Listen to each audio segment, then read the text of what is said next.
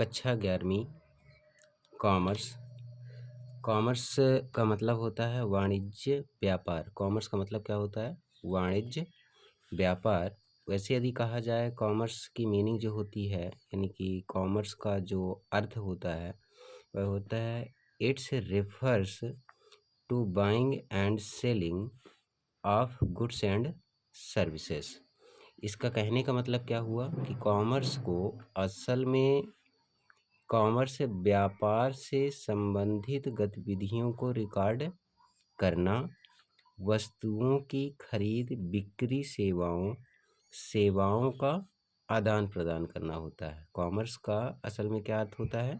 यदि हम लोग कहें तो ये कहा जा सकता है कि कॉमर्स व्यापार से संबंधित गतिविधियों को रिकॉर्ड करना और वस्तुओं की खरीद बिक्री, सेवाओं का आदान प्रदान करना होता है। यानी किसी भी वस्तु को जो आप खरीदी और बेची करते हैं, यानी लेन और देन करते हैं, उस चीज़ का मतलब होता है आपका कॉमर्स। यदि हम लोग कहें इसमें कंपलसरी सब्जेक्ट कौन कौन से होते हैं, इसमें जो कंपलसरी सब्जेक्ट होते हैं, इसके कंपलसरी सब्जेक्ट हैं आपके अकाउंटेंसी होती है, बिजनेस स्टडी होती है, इकोनॉमिक्स होती है और इंग्लिश होती है। यदि हम इसे ऑप्शनल में जो सब्जेक्ट होते हैं, यदि हम लोग इसे ऑप्शनल में लेना चाहें तो आपके ऑप्शनल सब्जेक्ट कौन कौन से होते हैं? आप फिजिकल एजुकेशन में भी जा सकते हैं, कंप्यूटर साइंस में भी जा सकते हैं, मैथमेटिक्स में भी जा सकते हैं, हिंदी तो देखिए कंपलसरी ही होती है, फिजिकोलॉजी में भी जा सकते हैं और म्यूजिक में भी आप जा सकते हैं। यानी इतने सारे आपके कॉमर्स के ऑप्शनल सब्जेक्ट होते हैं जो कि आपके कंपलसरी आपके 4 ही सब्जेक्ट रहेंगे, 4 सब्जेक्ट रहेंगे। यानी आपका अकाउंटेंसी रहेगा, बिजनेस स्टडी रहेगा, इकोनॉमिक्स रहेगा और इंग्लिश रहेगा। यदि आप ऑप्शनल में लेना चाह रहे हैं तो आपके ये सभी सब्जेक्ट रहेंगे। ठीक, इसमें इसके आगे यदि हम लोग चलना चाहें तो आपका लेखांकन का अर्थ यदि आपसे कोई चर्चा करता है या परिभाषा की बात करता है तो वैसे हम लोग इसे कह सकते हैं कि ये एक व्यावसायिक उद्यम होता है। यानी कि क्या होती है इसकी बिजनेस एंटरप्राइज मीन्स हो गया व्यावसायिक उद्यम। यानी इसका बिजनेस का मेन किसका मोटिव होता है? प्रॉफिट कमाने का होता है। मेन किसका होता है? प्रॉफिट कमाने, यानी कि लाभ का मकसद होता है। बिजनेस का मेन मकसद क्या होता है? लाभ कमाने का मकसद होता है। यदि हम इसे कहें तो इसे हम कह सकते हैं प्रॉफिट जो होता है, प्रॉफिट कैसे आता है? हम कह सकते हैं कि प्रॉफिट इक्वल टू होता है total revenue minus total expenses. Profit किसके बराबर होता है? टोटल रेवेन्यू में से टोटल एक्सपेंस को यदि घटा दिया जाए। रेवेन्यू मतलब होता है राजस्व, यानी वैसे इसे हम लोग आगम के नाम से जानते हैं। ठीक है, तो इसे हिंदी में हम लोग कह सकते हैं कि प्रॉफिट को लाभ ही कहा जाता है। तो लाभ बराबर कुल राजस्व माइनस कुल खर्च, यानी जितना आपका आगम यानी जितना आपका राजस्व होगा उसमें से आप अपने खर्चों को यदि काट दे रहे हैं तो आपको पता चल जाएगा कि आपका कुल लाभ कितना है। इसी के तहत यदि हम इसकी परिभाषा यानी कि अर्थ यदि बनाना चाहें तो हम अर्थ में कह सकते हैं, इसकी मीनिंग बना सकते हैं कि एक व्यावसायिक उद्यमों के कुल राजस्व और कुल खर्चों का पता लगाने के लिए हमें सभी लेन देन लिखने होंगे। यानी यदि हमें अपने कुल राजस्व और कुल खर्चों का यदि हमें पता लगाना है तो उन लेन देनों को हमें क्या करना पड़ेगा? लिखना पड़ेगा कि हमारे लेन देन कैसे हुए हैं, किस तरह से हुए हैं, इन सभी की जानकारी हमें होनी चाहिए। उसके बाद यदि हम लोग कहें हम इन लेन देन को अपने हिसाब से नहीं लिख सकते, यानी कि जो आपके लेन देन है यदि हम चाहें कि हम अपनी मर्ज़ी से लिख लें तो हम अपनी मर्ज़ी से नहीं लिख सकते हैं। हाँ, यदि हम ऐसा करते हैं तो हम व्यावसायिक उद्यमों के प्रदर्शन की तुलना नहीं कर पाएंगे। यानी उद्यम मतलब जो हम बिजनेस कर रहे हैं उस बिजनेस का पूरी तरह से उसकी हम तुलना नहीं कर सकते हैं, ना ही हम उसका प्रदर्शन कर सकते हैं। ठीक है, उसके बाद यदि इसकी हम लोग परिभाषा की यदि बात करें तो हम इसे ऐसे बना करके लिख सकते हैं। कैसे कह सकते हैं? किसी व्यवसाय के सभी लेन देनों को किसी व्यवसाय के सभी लेन देनों को लिखने की एक प्रणाली है। किसी व्यवसाय के सभी लेन देनों को लिखने की एक प्रणाली है जिसे लेखांकन कहा जाता है। यदि कोई आपसे चर्चा करता है कि लेखांकन किसे कहा जाता है, तो हम क्या कह सकते हैं?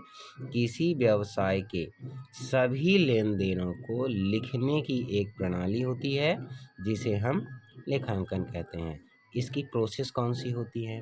यदि आपसे इसकी चर्चा की जा रही है कि अकाउंट्स की प्रोसेस कौन सी है, तो यानी कि अकाउंट की प्रक्रिया कौन सी है, तो इसकी जो होती है अकाउंट की प्रक्रिया, यदि बिजनेस के सेक्टर से देखा जाए, पहले तो हम लोग बिजनेस ही करते हैं, तो बिजनेस के यदि हम लोग सेक्टर से यदि देखते हैं, तो बिजनेस में पहले आइडेंटिफाइंग किया जाता है, यानी आइडेंटिफाइंग फाइनेंशियल ट्रांजेक्शन्स दो होते हैं। ट्रांजेक्शन और इवेंट्स ये दोनों साथ में होते हैं, ठीक है। तो इसमें हम लोग आइडेंटिफाइंग मतलब होता है किसी चीज़ की पहचान करना पहले उस चीज़ का, ठीक है, यानी वित्तीय व्यवहारों का की पहचान करना।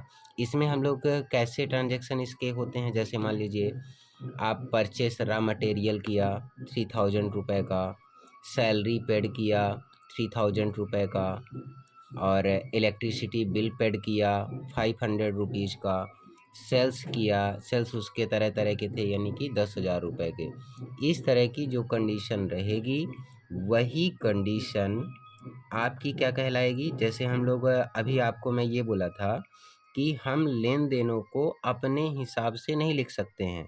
यदि हम ऐसा करते हैं तो हम व्यावसायिक उद्यम के प्रदर्शन की तुलना नहीं कर पाएंगे।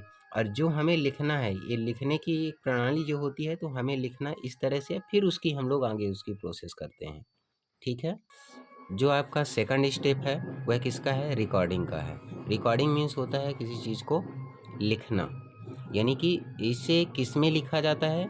इसकी हमेशा जर्नलाइजिंग की जाती है। रिकॉर्डिंग करने का मतलब जर्नलाइजिंग करना। जर्नलाइजिंग करने का मतलब होता है जर्नल एंट्री करना। क्या करना होता है? जर्नल एंट्री करना। इसमें जर्नल एंट्री किस में की जाती है? कैश बुक में की जाती है, परचेस बुक में की जाती है, सेल्स बुक में की जाती है, सेल्स रिटर्न बुक में की जाती है, परचेस रिटर्न बुक में की जाती है, बिल्स पेबल में की जाती है, बिल्स रिसीवल में की जाती है, और जर्नल प्रॉपर में की जाती है। ये सभी की सभी, इन सभी के रिकॉर्डिंग किस में की जाती है? आपके जर्नल में की जाती है। किस में की जाती है? जर्नल। पहले जर्नलाइजिंग होता है, जर्नलाइजिंग में ही जर्नल एंट्री की जाती है। ये जो आपके अकाउंट से जो इतनी बुकें हैं, इन सभी बुकों में जो हम लोग जर्नल करते हैं, यानी जर्नलाइजिंग करते हैं, उसी चीज़ को रिकॉर्डिंग करना कहा जाता है, ठीक है। उसके बाद चर्चा चलती है किसकी? क्लासीफाइंग की। क्लासीफाइंग में हम लोग क्या करते हैं? क्लासीफाइंग का मतलब होता है posting into ledger. Posting into ledger का मतलब कि जो जर्नल होती है, उस जर्नल की पोस्टिंग लेजर में की जाती है। किसकी एंट्री की जाती है, पोस्टिंग की जाती है? जर्नल की, यानी कि जर्नल की पोस्टिंग को लेजर में करना ही उस चीज़ वो किस में होता है? आपके क्लासीफाइंग में होता है, यानी किसी चीज़ के वर्गीकरण करने में, ठीक है। यानी इसका मतलब होता है क्लासीफाइंग का मतलब वर्गीकरण करना, ठीक है। जैसे हम लोग प्रिपेयरिंग अकाउंट्स में करते हैं, यानी कि उसे सिस्टमेटिक ढंग से हम लोग देखते हैं कि भाई कोई गलती तो नहीं हो रही है, कोई एरर्स तो नहीं हो रहे हैं, ठीक है। फोर्थ स्टेप में आपके आता है समराइजिंग करना। समराइजिंग मतलब कि सारांश के रूप में व्यक्त करना। सारांश में क्या करना? व्यक्त करना। सारांश में यदि हम व्यक्त कर रहे हैं, यानी पहले तो हमने क्या किया, इस स्टार्टिंग में हम आपकी जो आइडेंटिफाइंग होगी, यानी कि जो आपकी पहचान होगी, उसे आप पूरे के पूरे लाइन से आप लिखेंगे। उसके बाद आप क्या करते हैं? जर्नल करते हैं, जर्नल में एंट्री करते हैं। जर्नल में एंट्री करने के बाद आप जर्नल को लेजर में पोस्ट करते हैं। जर्नल में पोस्ट करने के बाद यदि इसमें कोई गलती नहीं है, इसे सुधारने के लिए हम लोग समराइजिंग में आप लोग क्या देखते हैं? ट्रायल बैलेंस बनाते हैं। ट्रायल बैलेंस के बाद आप ट्रेडिंग मीन्स होता है व्यापार खाता या प्रॉफिट एंड लॉस, यानी कि लाभ हानि खाता आप बनाते हैं। फिर उसके बाद फाइनल आप बैलेंस शीट बनाते हैं। बैलेंस शीट बना करके उसे आप विराम कर देते हैं। ट्रायल बैलेंस को हिंदी में कहा जाता है तलपट। इसे बाकी की हम आगे आपको डिटेलिंग बताएंगे और समझाएंगे। उसके बाद 5th नंबर में जो आपका आता है एनालाइजिंग एंड इंटरप्रेटिंग, यानी कि विश्लेषण एवं व्याख्या करना। किसी चीज़ की व्याख्या करने के लिए, यानी कि जो चीज़ आपकी ये पूरी कंप्लीट हो जाएगी उसके बाद उसे समझाया और उसकी व्याख्या की जाएगी, यानी उसकी गणना की जाएगी कि भाई ये कैसे आया कैसे नहीं आया, इसके बारे में हम संक्षेप में समझेंगे। उसके बाद 6 नंबर जो आपका आता है कम्युनिकेशन टू यूजर्स। यूजर्स जो होते हैं वह आपके 2 टाइप्स के होते हैं। यूजर्स कितने होते हैं? 2 टाइप्स के। एक होता है आपका इंटरनल यूजर, एक होता है आपका इंटरनल यूजर्स, और सेकंड होता है आपका एक्सटर्नल यूजर। कौन सा होता है? External user. आंतरिक और बाह्य। आंतरिक यूजर्स होते हैं और बाह्य यूजर्स होते हैं। इसके बारे में भी हम लोग संवाद करेंगे और आगे आपको चर्चा करेंगे, ठीक है।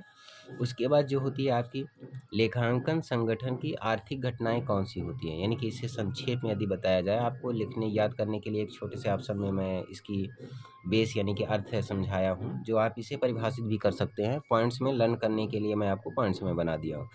लेखांकन संगठन की आर्थिक घटनाओं को पहचानने, मापने और लिख कर रखने की ठेसी प्रक्रिया है, यानी कि पहचानने, मापने और लिख कर रखने की ठेसी प्रक्रिया है, जिसके माध्यम सूचनाओं से संबंधित आंकड़े उपयोगकर्ताओं तक संप्रेषित किए जा सकें।